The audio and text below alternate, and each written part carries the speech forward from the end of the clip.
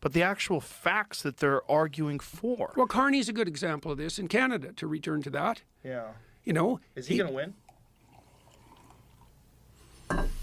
It seems like he's the polls favorite. certainly indicate that. Yeah. And maybe with a majority government. And I can see why.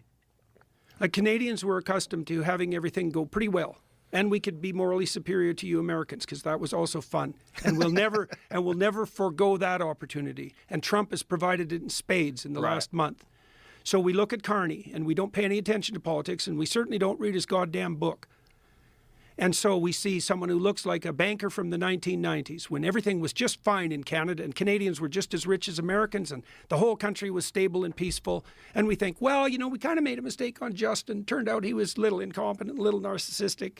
And maybe we shouldn't have voted for him just because he legalized marijuana, because that's actually what brought him into power the first time. And so we kind of made a mistake. But now, look, we've learned, and we're not going to be fooled by narcissistic pretenders. And Mark Carney used to be Governor of Bank of England, you know, and that's pretty good. That's a pretty good resume, and it certainly looks like that. And yet, he believes that 75% of the fossil fuels in the world should be left in the ground, and that there's nothing that should guide your purchasing decision by force other than decarbonization. But it seemed to me, at least from an observer from afar, that Pierre was gaining steam, and it looked like he was going to win. And they seem to have taken the wind right out of his sails. Well, two things happened. Trudeau resigned. Oh, yeah, the Liberals were headed for extinction.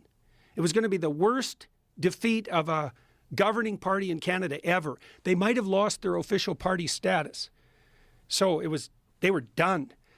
Well, they pivoted, brought in Carney, who'd been advising Trudeau. He's put himself up as an outsider, a competent outsider, a lot of private experience in the private domain, you know, a steady hand at the helm. It's like, you were Trudeau's economic advisor for 10 years. 10 years. And there's going to be more of the same under you. And now you're pretending to be an industrialist, even though you were one of the leaders, the world's leading authorities on DEI, ESG, and net zero. That's Mark Carney. All you have to do is read his book, which people don't, of course, because it's a book. You know, first 3 chapters will do the trick. Well, now, either he's decided that every single thing he ever believed was wrong right to the core and hasn't apologized or let anyone know that, and now he's actually Mr. Industry, which is how he's presenting himself to Canadians, or he believes what he's always believed. Or he's a wolf wearing grandma's dress. Yeah, he's a benevolent wolf. Well, that's why the wolf wears grandma's dress, isn't it? It's like, there's no one nicer than me. So how does Canada correct course?